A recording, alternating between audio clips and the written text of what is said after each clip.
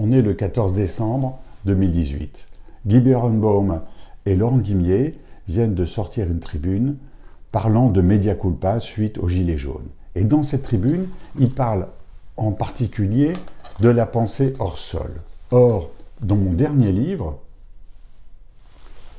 Méthode et pratique de la prospective par les signaux faibles, je parle justement des scénarios spontanés du futur qui sont de la pensée hors sol.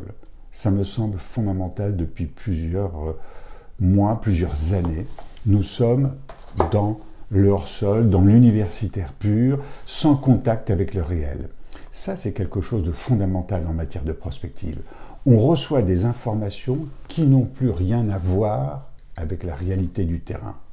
Et ce hors-réalité du terrain n'aboutit pas à des scénarios qui sont crédibles, qui sont intéressants.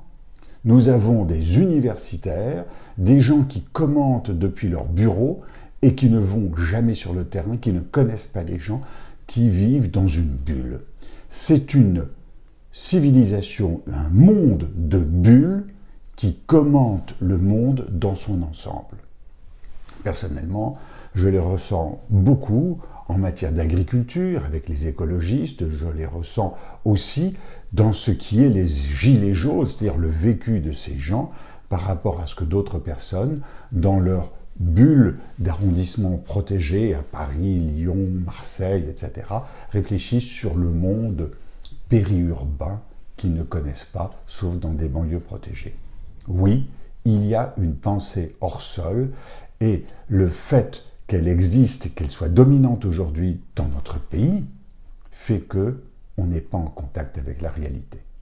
Il faut revenir en contact avec la réalité. La prospective le dit, c'est plus un signal faible, c'est un signal fort.